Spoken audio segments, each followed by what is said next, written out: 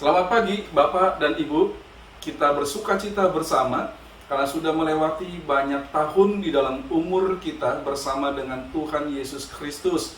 Dan kita bertumbuh kuat secara rohani karena kita mengasihi Tuhan, mengasihi firman-Nya, dan hidup sesuai dengan Tuhan kehendaki. Pada tahun 2022 ini kita akan terus belajar bertumbuh supaya kita menjadi kuat di dalam Kristus. Dan kita berdoa supaya Tuhan memberikan kita sehat secara rohani dan juga sehat secara jasmani di masa wabah penyakit seperti sekarang.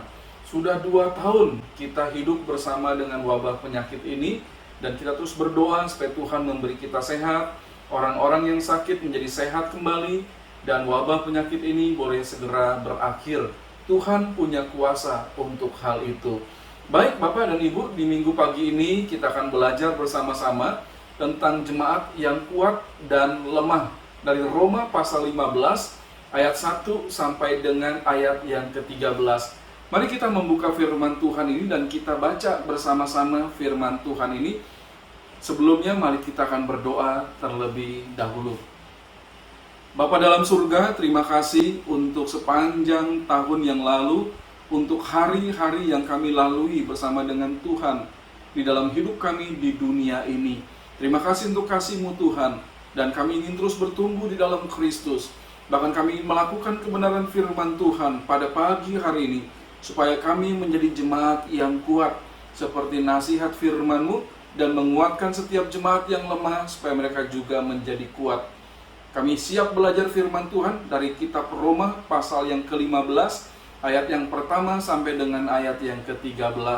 Terima kasih Bapak, kami menyerahkan doa kami. Dalam nama Tuhan Yesus kami sudah berdoa. Amin. Mari Bapak dan Ibu kita membuka surat Roma pasal yang ke-15 ayat 1 sampai dengan ayat yang ke-13. Kita akan baca bersama-sama firman Tuhan ini. Perikop berjudul tentang orang yang lemah dan orang yang kuat. Ayat yang pertama, kita yang kuat wajib menanggung kelemahan orang yang tidak kuat, dan jangan kita mencari kesenangan kita sendiri. Ayat kedua, setiap orang di antara kita harus mencari kesenangan sesama kita demi kebaikannya untuk membangunnya. Ketiga, karena Kristus juga tidak mencari kesenangannya sendiri, tetapi seperti ada tertulis, kata-kata cercaan mereka yang mencerca engkau telah mengenai aku. Ayat keempat, sebab segala sesuatu yang ditulis dahulu telah ditulis untuk menjadi pelajaran bagi kita, supaya kita teguh berpegang pada pengharapan oleh ketekunan dan penghiburan dari kitab suci. Ayat 5, semoga Allah yang adalah sumber ketekunan dan penghiburan mengaruniakan kerukunan kepada kamu sesuai dengan kehendak Kristus Yesus. Ayat yang ke-6, sehingga dengan satu hati dan satu suara kamu memuliakan Allah dan Bapa Tuhan kita Yesus Kristus. Ayat 7, sebab itu terimalah satu akan yang lain, sama seperti Kristus telah menerima kita untuk kemuliaan Allah. Ayat 8, yang aku maksudkan ialah bahwa oleh karena kebenaran Allah, Kristus telah menjadi pelayan orang-orang bersunat untuk mengokohkan janji yang telah diberikannya kepada nenek moyang kita. Ayat 9, dan untuk memungkinkan bangsa-bangsa supaya mereka memuliakan Allah karena rahmat-Nya, seperti ada tertulis, sebab itu aku akan memuliakan engkau di antara bangsa-bangsa dan menyanyikan mazmur bagi namamu. Ayat 10, dan selanjutnya bersukacitalah hai bangsa-bangsa dengan umat-Nya. Ayat 11, dan lagi pujilah Tuhan hai kamu semua bangsa-bangsa, dan biarlah segala suku bangsa memuji Dia. Ayat 12, dan selanjutnya kata Yesaya, Taruk dari pangkal Isai akan terbit, dan ia akan bangkit untuk memerintah bangsa-bangsa. dan kepadanya lah bangsa-bangsa akan menaruh harapan. Ayat ke-13, ayat yang terakhir dari pelajaran kita pada pagi hari ini. Semoga Allah sumber pengharapan memenuhi kamu dengan segala sukacita dan damai sejahtera dalam iman kamu, supaya oleh kekuatan Roh Kudus kamu berlimpah-limpah dalam pengharapan. Kita akan mempelajari surat Roma pasal 15, ayat yang pertama sampai dengan ayat 13 tentang jemaat yang kuat dan jemaat yang lemah. Rupanya kita melihat ayat 1 sampai dengan ayat 6 dicatat dalam surat Rasul Paulus kepada jemaat Kristen di Roma, ada perbedaan keadaan di dalam jemaat. Memang sangat menarik sekali, surat ini berisi tentang beberapa ajaran dan teguran bagi gereja di Roma. Ada masalah yang terjadi di dalamnya. Yang pertama ada tentang persoalan hukum Taurat dan sunat. Kalau kita melihat dalam surat Roma pasal yang kedua, ayat 17 sampai dengan ayat yang ke-29. Yang kedua, di dalam gereja Roma ada kebanggaan mengenai keyahudian mereka. Kalau kita melihat hal itu dalam Roma pasal 3, ayat pertama sampai dengan ayat yang ke-8. Dan dalam sikap hidup praktis atau hidup sehari-hari, ada hal yang berhubungan tentang makanan dan hari-hari tertentu yang menjadi persoalan di dalam gereja Roma. Kita melihat hal itu dalam Roma pasal yang ke-14. Jadi diajarkan ya tentang pokok-pokok Kristen yang benar bagi gereja di Roma. Dan ajaran itu menceritakan ada permasalahan dalam gereja di Roma. Ada jemaat yang merasa sebagai orang Kristen, maka telah dibebaskan dari ikatan yang membelenggu, seperti dibebaskan dari hukum Taurat, sunat, keyahudian, dan makanan serta hari-hari tertentu. Itu jemaat yang kuat di dalam iman. Sudah diberitahu kepada kita dari pasal 15 ayat 1 sampai dengan ayat yang ke-6. Sedangkan ada sebagian dari jemaat yang tetap menaruh hidup dan kepercayaannya atas ikatan-ikatan tersebut, bahwa mereka harus melakukan hukum Taurat, bahwa mereka harus disunat, mereka berbangga hati menjadi orang Yahudi, dan mereka masih memelihara hari-hari tertentu dan makanan-makanan tertentu yang tidak boleh dimakan. Dan bagi mereka, semua hukum legalis itu membawa mereka untuk diselamatkan selain iman di dalam Yesus Kristus. Nah, inilah jemaat yang lemah di dalam iman. Mereka masih membutuhkan bimbingan supaya menjadi jemaat yang kuat. Itu sebabnya dikatakan kita yang kuat. Seharusnya kita semua orang-orang Kristen menjadi orang yang kuat di dalam iman, wajib menanggung kelemahan mereka yang tidak kuat. Dan jangan kita mencari kesenangan kita sendiri. Nah, kita melihat di sini, apakah nasihat yang kita dapatkan dari situasi yang sedang dihadapi jemaat di Roma itu berdasarkan Roma pasal 15 ayat 1 sampai dengan ayat yang ke-6. Yang pertama, jemaat yang kuat wajib menanggung kelemahan jemaat yang lemah atau jemaat yang tidak kuat. Yang kedua, jemaat jangan mencari kesenangannya sendiri. Yang ketiga, harus mencontoh Kristus yang tidak mencari kesenangan sendiri. Yang keempat, perlu ada kerukunan di dalam jemaat. Jemaat yang kuat imannya, jemaat yang lemah imannya perlu hidup rukun. Dan yang kelima, bersatu hati dan satu suara memuliakan Allah Bapa. Berdasarkan kebenaran firman Tuhan, melihat keadaan jemaat atau gereja Kristen di kota Roma pada zaman Rasul Paulus menulis surat ini, bagaimanakah keadaan dengan jemaat pada masa kini? Masih adakah jemaat yang kuat, tidak terikat kepada ikatan yang membelenggu dan tidak sesuai dengan kehendak Tuhan? Dan adakah jemaat yang lemah, yang masih menuruti segala macam adat istiadat yang tidak sesuai dengan firman Tuhan, dan ikatan-ikatan lain yang belum membebaskan mereka? Bagaimana keadaan jemaat pada masa kini?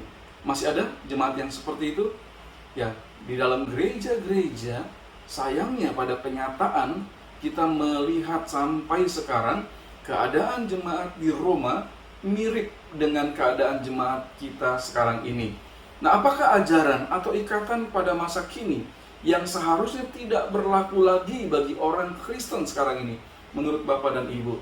Misalnya ya, kalau kita ke kuburan, ya kita biasanya ada hari-hari, mau hari raya tertentu, kita datang ke kuburan. Lalu di kuburan karena kebiasaan orang-orang di sekitar kita, ketika dikubur berdoa, ya maka kita ikut berdoa. Nah, seharusnya kita tidak perlu melakukan hal-hal seperti itu. Ya, kita bisa datang ke kubur, bisa membereskan, membersihkan, menabur bunga.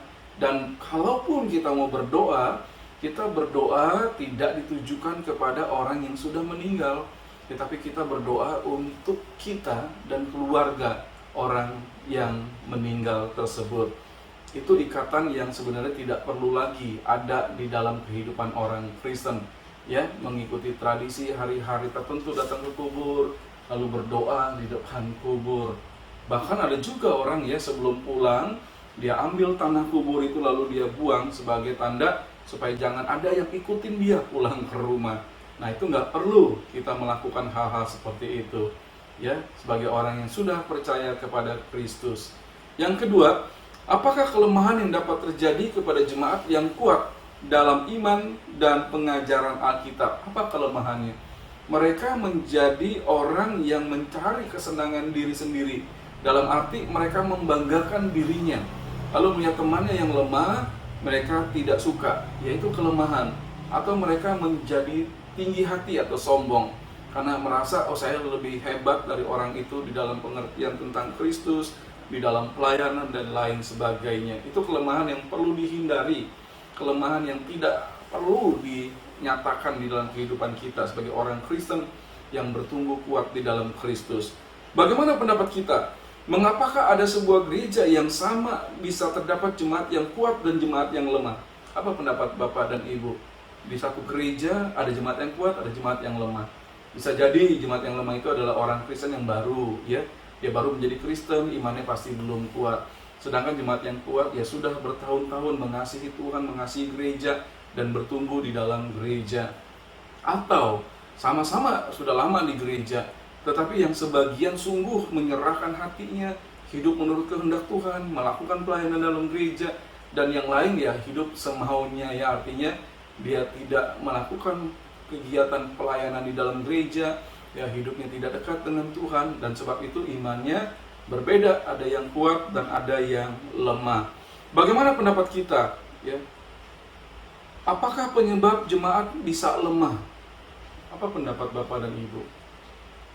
Ya, bisa jadi mereka tidak mendalami ajaran Kristus dengan sungguh-sungguh, atau mereka tidak rajin dalam mengikuti ibadah atau persekutuan.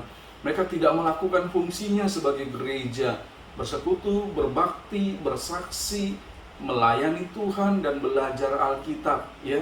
Tidak dilakukan dalam hidup mereka sehingga bisa menjadi lemah. Kita perlu merawat gereja. Dalam arti, jika ada perbedaan keadaan, jangan sampai menghancurkan gereja. Ini perbedaan-perbedaan di jemaat Roma ini cukup jelas ya. Ada yang masih keyahudian, ada yang tidak, ada yang bertumbuh, ada yang tidak. Tapi perbedaan itu seharusnya tidak boleh menghancurkan gereja. Bagaimanakah seharusnya sikap jemaat yang telah kuat dalam iman dan pemahaman tentang ajaran Kristus, tentang jemaat yang masih lemah? Ya, dia harus membimbing, harus menanggung kelemahan itu dengan penuh kesabaran, mendoakan mereka supaya mereka juga menjadi jemaat yang bertumbuh.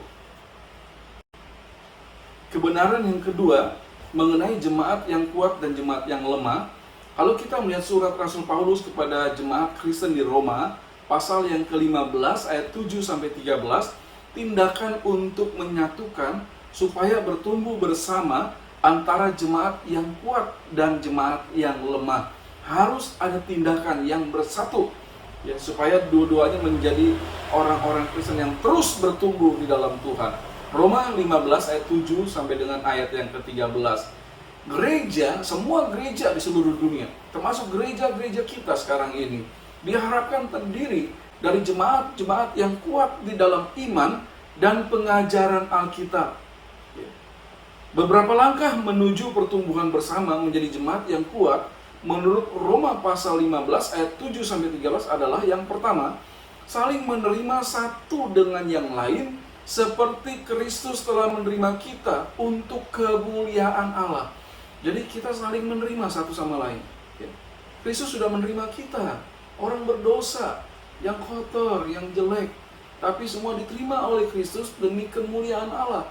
Demikian juga yang kita lakukan, kita menerima satu sama lain supaya Allah dipermuliakan. Yang kedua, menyingkirkan perbedaan yang ada sebagai orang yang diselamatkan Allah. Ada satu kesamaan kita sebagai gereja, yaitu sama-sama sudah diselamatkan Allah. Sebab itu segala macam perbedaan yang lain, sebagai manusia pasti kita berbeda, tetapi perbedaan itu perlu disingkirkan, perlu dicarikan jalan keluar, perlu dicarikan solusinya, supaya bisa tetap bersatu. Jadi singkirkanlah perbedaan yang ada dan jangan dijadikan itu menjadi masalah yang begitu besar. Yang ketiga, jemaat dapat merasakan sukacita dan damai sejahtera dalam iman, serta dikuatkan Roh Kudus dalam pengharapan. Baik Bapak dan Ibu, bagaimanakah kita pada masa kini dapat mempersatukan jemaat atau gereja? Saya berpikir kita dapat saling menerima satu dengan yang lain seperti firman Tuhan. Dia berbeda dengan saya, tetapi ada kesamaan dia dengan saya, yaitu sama-sama sudah dikasihi dan diselamatkan Kristus. Kami akan bergandengan tangan bersama. Kita hidup dalam kerendahan hati. Jangan merasa saya lebih hebat dari dia, saya lebih bertumbuh dari dia. Tapi mari penuh kerendahan hati, sama-sama saling menguatkan satu dengan yang lain. Yang ketiga, kita saling mendahulukan satu dengan yang lain dalam hal kebaikan. Dalam gereja ya kita yuk silakan melayani, saya dukung dalam doa. Saya melihat kamu bagus sekali dalam pelayanan, dalam mengasihi Tuhan. Kita beri pujian dan kita mempersilahkan seseorang dengan mengistimewakan dia. Lalu kita juga mau memberi salam lebih dahulu itu saling mendahulukan dalam hal-hal yang mendatangkan kebaikan. Yang keempat, kita harus menyusun kebersamaan, memberitahu satu dengan yang lain bahwa di dalam gereja kita memiliki tujuan yang sama, yaitu supaya Tuhan dimuliakan dan kita menjadi kesaksian bagi banyak orang, sehingga orang tertarik datang kepada Kristus melalui gereja kita bersama. Dan ada hal-hal lain yang Bapak Ibu bisa pikirkan dan nyatakan supaya kita bisa mempersatukan jemaat atau gereja kita.